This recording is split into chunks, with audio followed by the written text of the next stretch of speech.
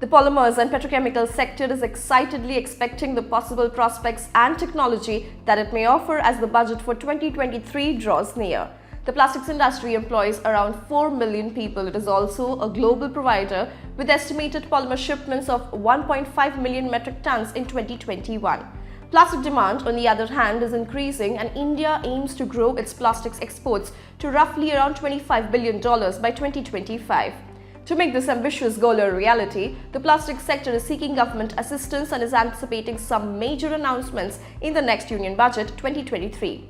In this segment, we'll be featuring the thoughts and expectations of industry experts who will share the knowledge and provide valuable perspective on the future of the polymers and petrochemicals industry. The All India Plastics Manufacturers Association President Mayur Shah discussed his views on the budget expectations for our industry. His views and insights as a leader in this sector will be beneficial to highlight the most recent advancements in the plastics and petrochemicals industry. Let's hear it from him. Welcome, Mr. Shah. Thank you, Pratiksha. Mr. Shah, what are your 2 to 3 biggest expectations from Budget 2023 and what should be the priorities for the plastics industry? As per the study conducted by AIPMA and supported by CPMA, plastic goods worth rupees 37,500 crore are imported in India per annum. All these items are common items and can be easily made in our country. Given the right opportunity and adequate support to the industry by way of increased import duty, Indian plastic finished goods manufacturers have the adequate capacity and capability to manufacture these plastic items in the country. Therefore, government should announce increase in import duty on plastic finish to 20%.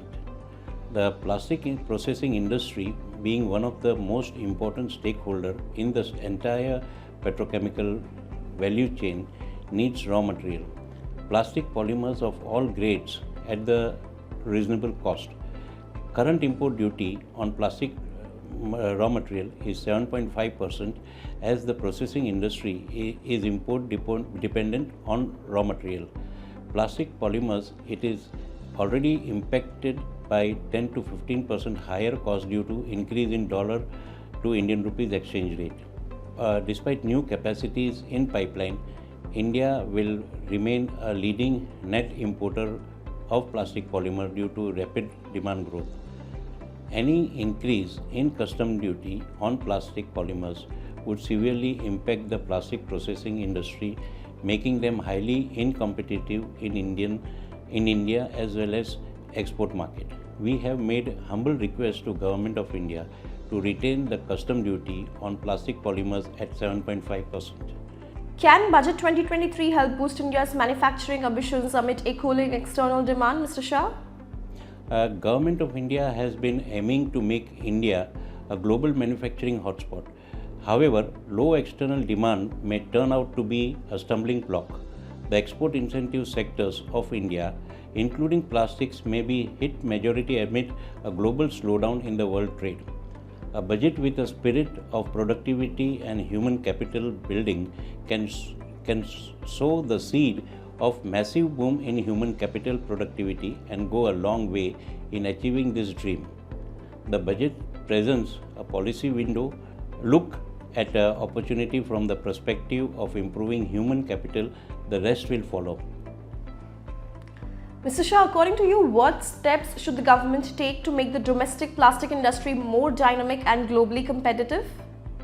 A PLI scheme with smaller threshold may be made available so that processing capacity in plastics is enhanced substantially, which will in turn boost exports of plastic finished goods.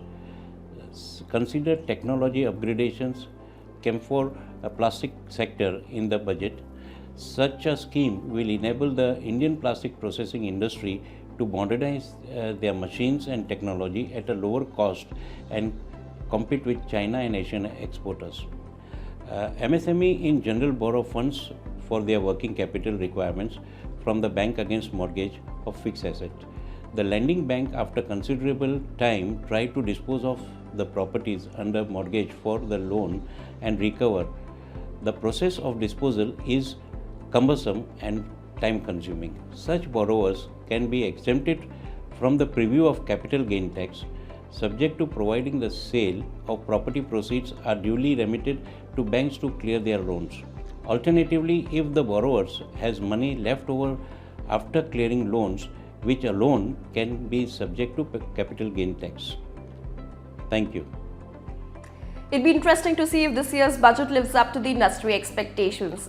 Mayusha, always a pleasure speaking with you. For more stories on plastics and petrochemicals, stay tuned to Polymer Update.